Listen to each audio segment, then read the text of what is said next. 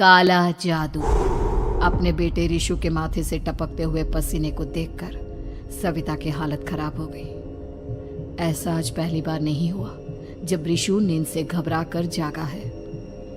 हाय मेरा बच्चा, न जाने किसकी नजर लग गई है तुझे।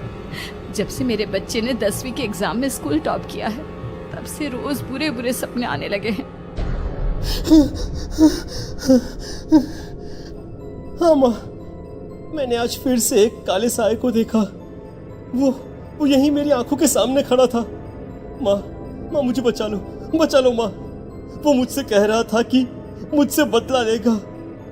माँ कहीं ये प्रशांत। चुप कर, कैसी बात कर रहा है? दोबारा उसका नाम मत लेना। तुझे पता है ना, उस प्रशांत ने आत्महत्या कर ली। तो बार बार उसका नाम मत लिया कर। मम्मी, क्या सच में प्रशांत ने आत्महत्या की थी? चुप कर, बहुत सवाल पूछता है आजकल। और फिर रात के वक्त सविता के पूरे घर में एक अजीब सा काला धुआं छाने लगा। गहरी नींद में सोई सविता की जैसे ही आंख खुली उसका दम घुटने लगा। वो दौड़कर रिशु के रूम की तरफ गई जहां उसके दरवाजे पर घूमती एक काली परछाई देख वो बुरी तरह से घबरा गई। कौन है वहाँ? कौन है? सामने आओ। ये मैं हूँ, तुम्हारी काली करतूत। और अब मैं तुम्हारे बेटे को ले जाने आया हूँ। नहीं, मेरे बच्चे को छोड़ दो प्लीज। मेरे रिशु को कुछ मत करना। वो परछाई रिशु के कमरे में घुस जाती है। सविता भी उसके पीछे पीछे दौड़ कर जाती है और देखती है कि अब वो साया साफ नजर आ रहा था। वो सर से पैर तक खून में सना हुआ था और उसके शरीर के सारे अंग कटे फटे हैं। क्या चाहिए तुम्हें? तुम जो बोलोगे मैं करूंगी, लेकिन मेरे रिशु को छोड़ दो।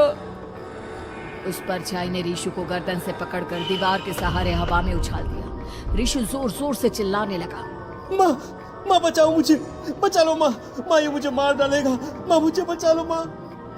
नहीं ऐसा मत करो। मुझे मार दो लेकिन मेरे बच्चे को छोड़ दो। मैं तुम्हारे आगे हाथ जोड़ती हूँ।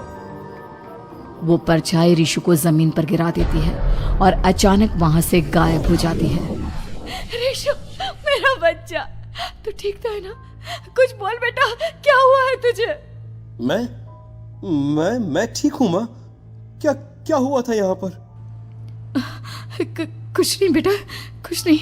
तू परेशान मत हो।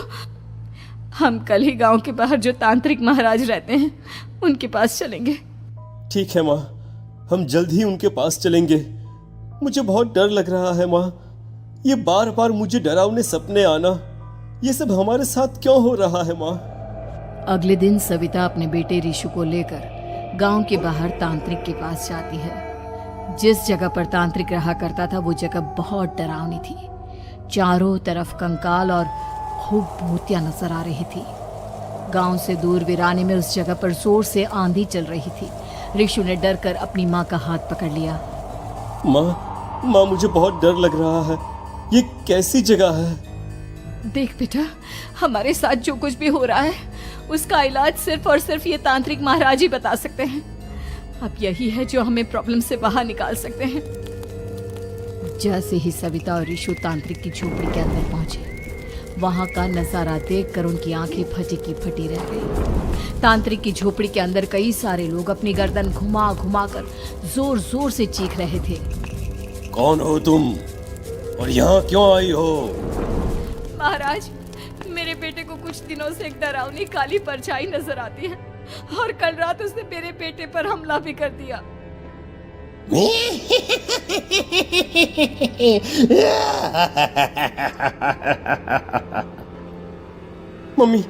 मम्मी हमें यहाँ से चलना चाहिए।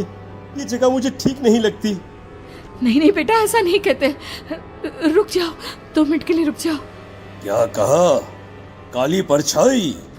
तुम्हारे बेटे पर किसी काली परछाई ने हमला किया?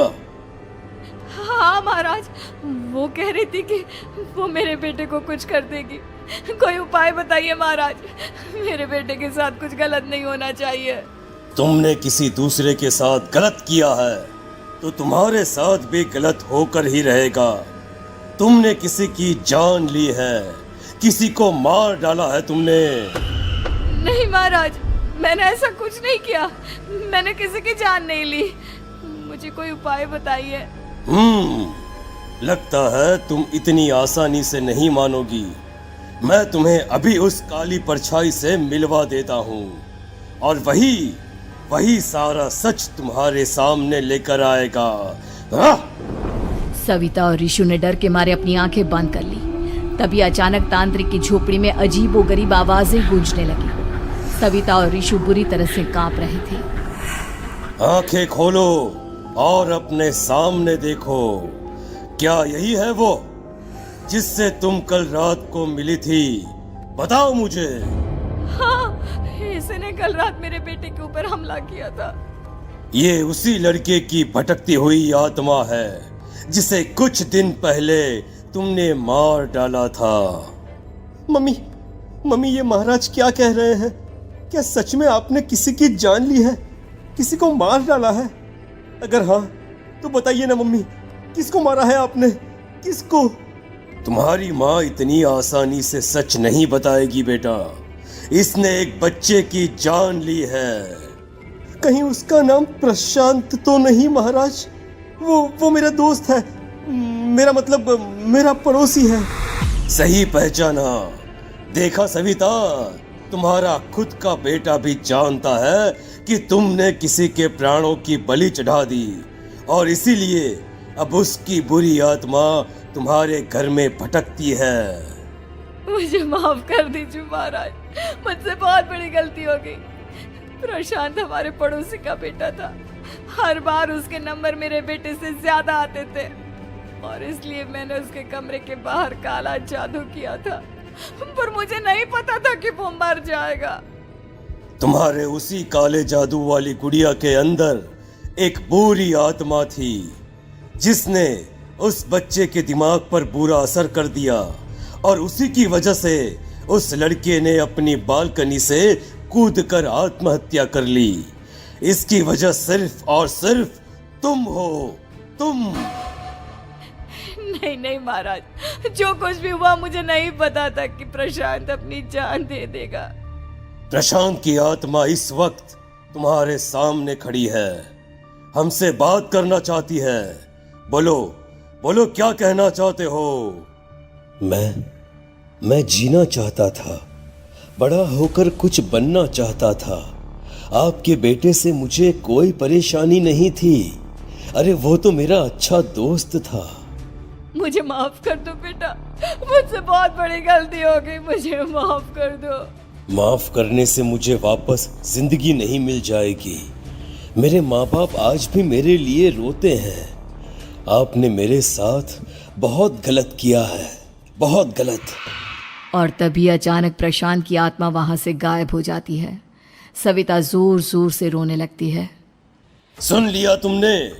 ये तुम्हारे अपने ही किए हुए पाप हैं जो इस तरह से तुम्हारे सामने आ रहे हैं। माँ, ये आपने अच्छा नहीं किया। सिर्फ 10th बोर्ड के एग्जाम में मैं टॉप कर पाऊं, इसलिए आपने मेरे दोस्त के ऊपर काला जादू कर दिया। नहीं मम्मी, नहीं, अब हम कभी खुश नहीं रह पाएंगे, कभी नहीं। मेरे दोस्त की आत्मा को कभी शांति नहीं मिलेगी मम्मी, कभी नहीं। लेकिन मैंने जो कुछ भी किया सिर्फ तुम्हारे लिए किया। वो लड़का हमेशा फर्स्ट पोजीशन पर आ जाता था और इस वजह से हमेशा तुम्हारे मार्क्स कम पड़ते थे। मैंने तो सिर्फ उस पर एक छोटा सा काला जादू किया था बेटा। मुझे क्या पता था कि उसका ये नतीजा निकलेगा।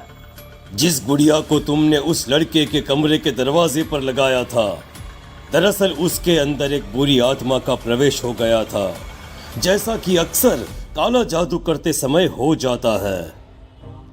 मुझे अपनी गलती का एहसास हो गया है। मैं प्रायश्चित करना चाहती हूँ, आप बताइए मैं क्या करूँ? प्रशांत के घर जाकर उस काली गुड़िया को वहां से निकालकर यहाँ लेकर आओ। मैं उसे आग में जलाकर राख कर दूंगा और उसके बाद प्रशांत की आत्मा को हमेशा के लिए मुक्ति मिल जाएगी।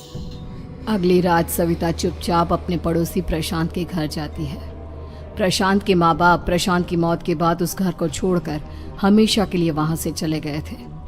जैसे ही सविता उस घर के अंदर कदम रखती है, उसका सामना अजीबोगरीब हैवानियत से भरी आवाजों से होने लगता है। ऐसा लग रहा था जैसे कोई बुरी तरह से चीख रहा हो। सविता जैसे ही प्रशांत के कमरे के बाहर पहुंचती है, वहां पर लटकी हुई गुड़िया के शरीर से खून टपकने लगता है। ये क्या हो रहा है? इस गुड़िया के शरीर से खून क्यों टपक रहा है? सविता हिम्मत करते हुए उस गुड़िया को वहां से उतारने की कोशिश करती है, लेकिन तभी अचानक से बहुत भयानक दिखने वाली औरत उसकी आंखों के सामने आकर खड़ी हो जाती है।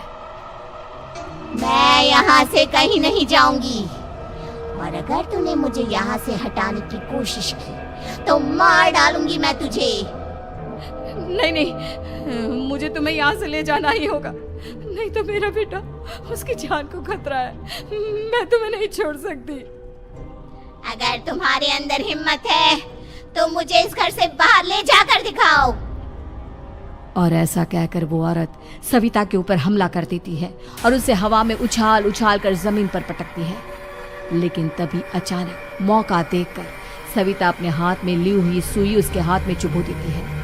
हाथ में सुई लगते ही वो औरत जमीन पर तड़पने लगती है। ये क्या किया तूने? ये क्या कर दिया? तुझे ऐसा नहीं करना चाहिए था।